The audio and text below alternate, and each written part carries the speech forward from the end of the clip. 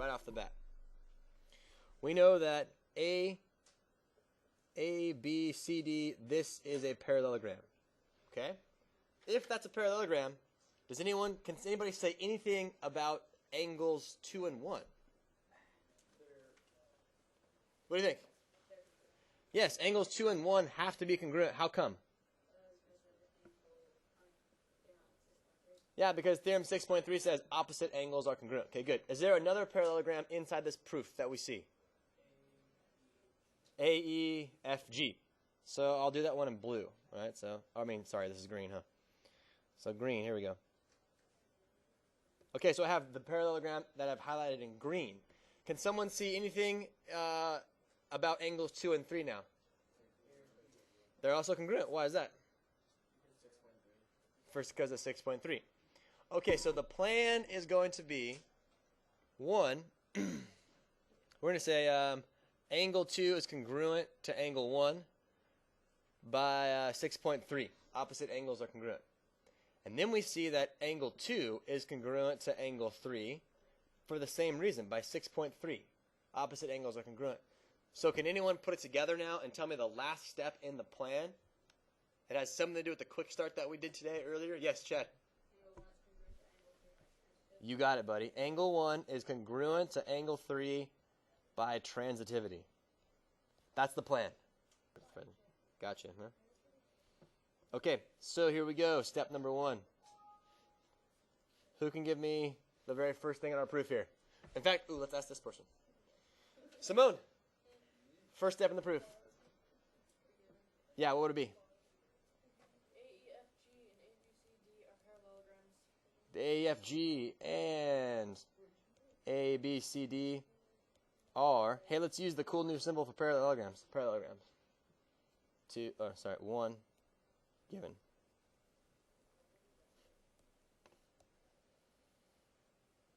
Okay, number 2. Next idea in the plan. Let's actually. Yeah, I think I heard what you said there. So we're gonna say angle is congruent to angle 3 by theorem 6.3, which says opposite angles are congruent. Everybody following along so far? All right, cool. Next idea in the plan. Marilyn, what do you got? Is Marilyn here today? Oh, there you go. Marilyn, what's the next idea in the plan?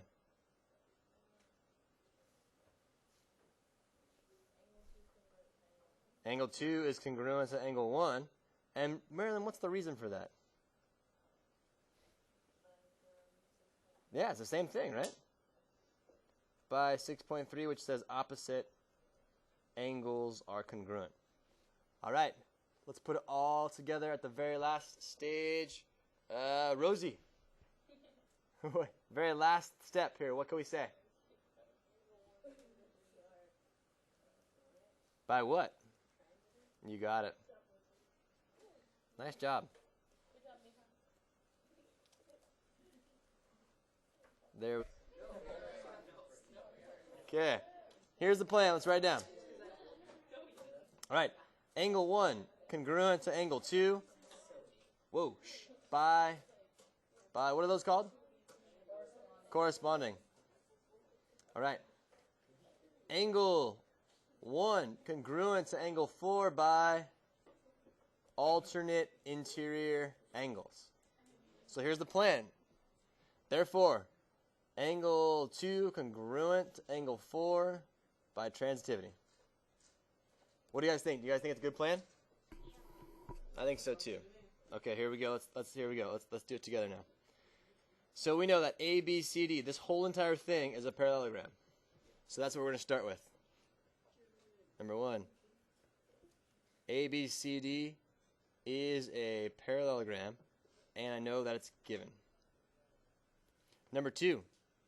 If ABCD is a parallelogram, then I can say that AD is parallel to BC. And all that is, you guys, that's the definition of a parallelogram. You guys with me on that? There you go, dude. You got it. Nice job. Therefore, angle 1 is congruent to angle 2. And why is that the case? Yeah, they are corresponding. corresponding angles are congruent. Okay, number 4. What's the next thing I'm going to say? If I have a parallelogram and I want to relate 1 and 4 to each other,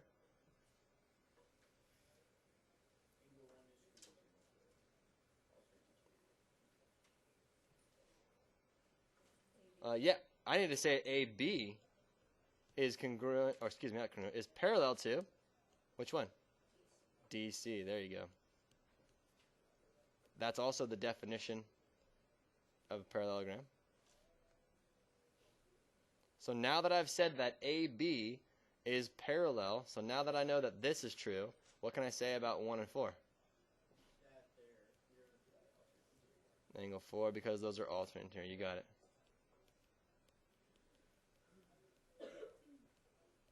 All right, so very last step. So here's what we've done in the proof. I want to highlight a few things, right?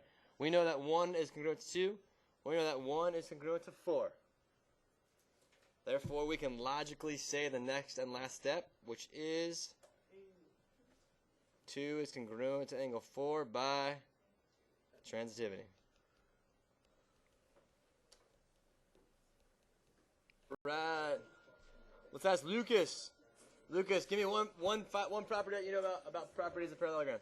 At least, there's 4 sides. But that could be it. That. Okay. All right. I'll play. I'll play. Has 4 sides. I have more if you want. I have all 5. That's 4. Yeah. Okay. Give me another one. Alright, 2 segments. Each vertex has 2 segments connected to it. That's a polygon. Now you're talking about like definition of. I'm talking about parallelogram. Or, Daisy, give me one.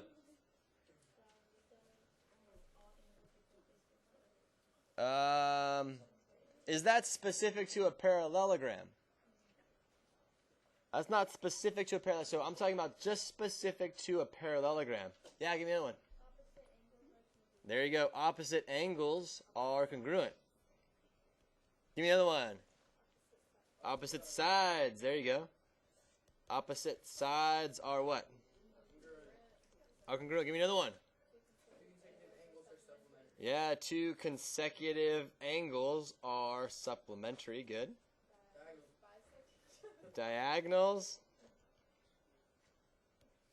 bisect each other. And what's the last thing? There you go, dude. Opposite sides are parallel. And then the more obvious thing, well, they have 4 sides. Okay, good. We'll take that one. Nice job.